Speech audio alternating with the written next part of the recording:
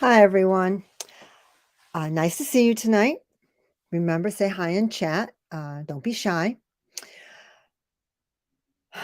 Just a couple. This is a really quick kind of get together tonight. I have a couple things I really want to share, and I have a couple more meetings left tonight. So the first thing is what's new at the shop.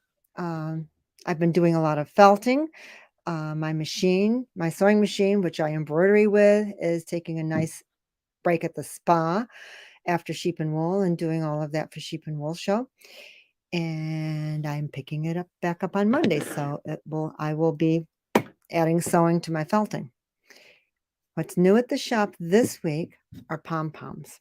And if any of you have enjoyed the alpaca pom-poms that I carry, um, I have some new pastel colors. So, and yes, they have the snaps. So a nice pretty peach color, uh, lavender, a pretty sagey green, and a nice blue. And I can really see these all on hats, especially because the other colors are really bright, and some of those colors are not my color, but I really do like some of these are really pretty, and I can see this as a nice icy blue on a hat for a nice cold winter day. The other thing that I ordered that's new from the company is snaps for these that don't come with snap. All of the natural colors don't come with snaps. And so these are real. I've had snaps in the shop, but they've been quite pricey. Um, but these you get 2 sets for I think like $1.75, $1.80, something like that. And what you do is you take the string that's attached to the pom-pom and you sew, I forget which half you to the inner half of the stud. So this one. So you use this to sew to one half, and then you sew the other half on the hat.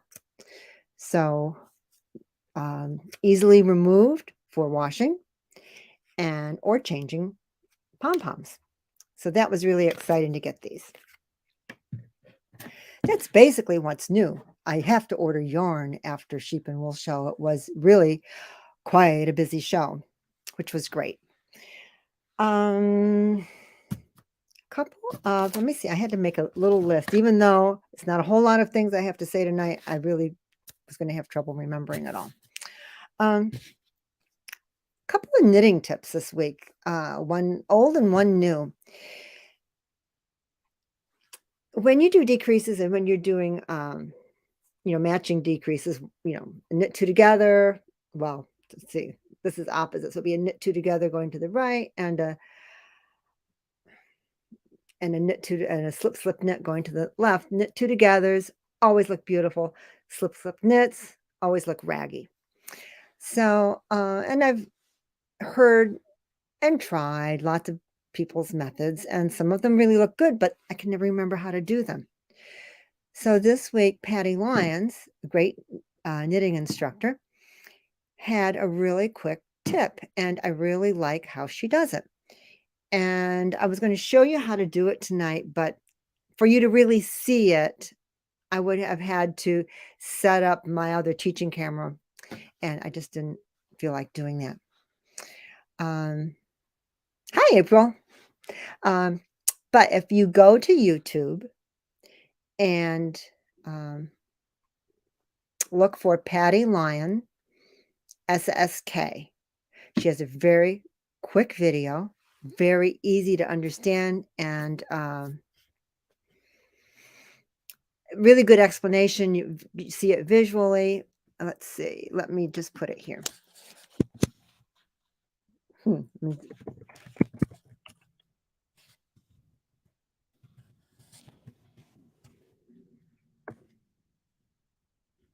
Okay.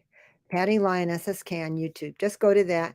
And if you've ever been really disappointed with how your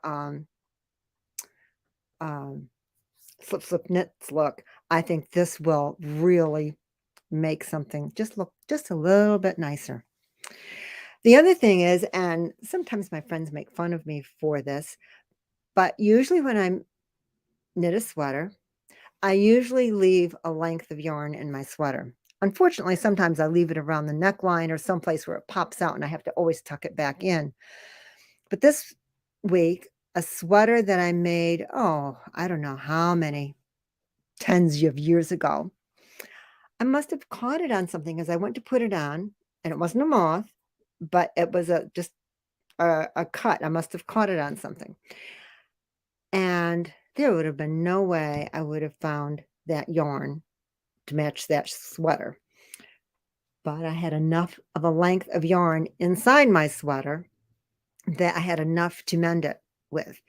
And what's nice about it, now this sweater is really old, so the yarn had faded on the outside. But if it happens before your sweater fades too much, the yarn is washed the same amount as your sweater is washed, and you always have it. So my advice is to leave a nice length of yarn inside your sweater for any kind of little tiny bit of mending that you have. That was tip number 2. I had a acquaintance friend from a small upstate Catskill town contact me this week and asked if I might be able to help her out with some knit hats for their students in their school district. So, I got back to her and I asked her a few questions, and the pandemic has hit, as has a lot of towns, very hard. And when it's a poor town to begin with, and they've lost a lot of jobs over the years for many reasons, the pandemic hit extra hard. And normally they have something called a toy bank, which has toys and hats and other goodies that children need. She said it is very, very low. So the toys are taken care of by a generous, I think, a generous church, some kind of a group in New Jersey, which is kind of fitting because I think a lot of recreation homes, second homes, are for people from New Jersey. But it got me thinking, and of course I said, of course I'll help. And I'm going to start a toy drive, or not toy drive, a hat drive. And I also suggested if she had knitters and or crocheters and they could get a group together, I'd be more than happy to supply some yarn for them. But in the meantime, there's a lot of need here at home too. So I'm kind of proposing a hat drive in general, for this group upstate. And I've contacted what I would call social services, but I guess it's case support um, at St. Luke's. And I spoke with someone there at St. Luke's Hospital, and she said, yes, the need is very great there also. So I also spoke with another friend of mine because I know there's also need, believe it or not, there's also need in Cornwall. Not as great maybe as in other places. All of that said, I'm going to do a hat drive for the month of November. And right now this all happened yesterday. So I'm going to I'm in the process of putting together some free hat patterns. And if for either worsted weight yarn or